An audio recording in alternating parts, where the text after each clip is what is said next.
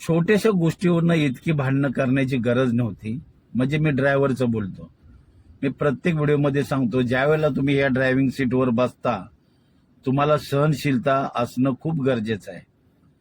छोट्या मोठ्या गोष्टीकडे लक्ष देणं हे टाळलं पाहिजे.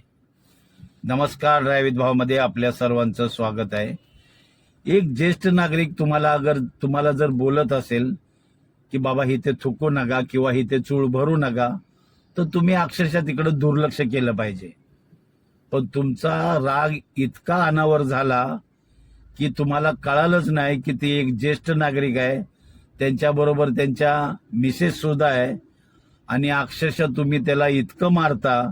आता दगड घेतलाय त्या ज्येष्ठ नागरिकाला मारायला, खाली पडोस्तोपर्यंत तुम्ही मारताय. म्हणल्यानंतर तुम्ही ड्रायव्हर होण्याच्या लायकीचे नाही. का तर ड्रायव्हरला पेशन्स असणं खूप गरजेचं आहे. बघा, तुम्ही सहनशीलता असणं खूप गरजेचं आहे. कारण ड्रायव्हरला खरंच सहनशीलता असते. मग तो ऊन असो, पाऊस असो, ट्रॅफिक असो, अवघड वळणदार रस्ता असो, घाटमातेचा रोड असो, त्याला या सगळ्या पेशन्स असतात ना, त्याच्यामुळं तो ना गाडी चालवण्याचं काम करतो. कारण सहनशीलता आहे. परिवारापासून लांब राहणं या सगळ्या सहनशीलतेचा भाग आहे. आणि एक ज्येष्ठ नागरिक काय बोलला त्याला तुम्ही इतकी मारहाण करता. आणि त्याच्याही पलीकडे ज्यांनी बघ्याची भूमिका घेतली हे अगदीच नवल झालं.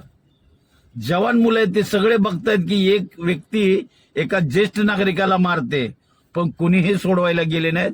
अक्षरशः व्हिडिओ शूट करायला लागले. पण कल्पनेच्या पलीकडे झाल्या या सगळ्या गोष्टी.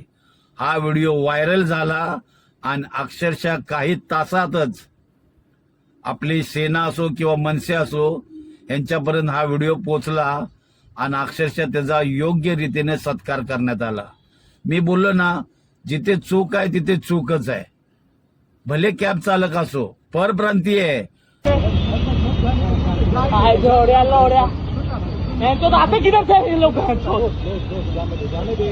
इंग्लिश की औलाद बहन के लौड़े मागर चोट इंग्लिश के गाली देने पूजा इसी घर लौड़े.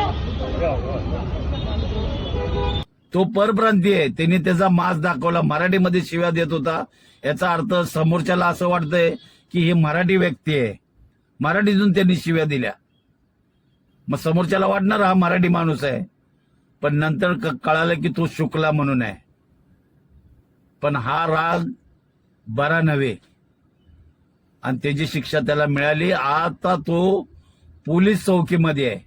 तुमचा एक छोटासा रागाचा पारा काय चढला तुम्हाला पोलीस स्टेशनमध्ये, आता तुमच्यावर केस दाखल झाली. आणि यामध्ये अक्षरशः मुख्यमंत्र्यांनी सुद्धा हस्तक्षेप केला. म्हणजे तुमचा राग आता हे कितीला झाला. त्याला बोलतात ना राग आणि भीकमाग अशी अवस्था झाली. त्यामुळं सहनशीलता ठेवा. रस्त्यावर चालताना अक्षरशः शांत चित्तानं गाडी चालवा. छोट्या मोठ्या गोष्टी होतात तिकडे दुर्लक्ष करा.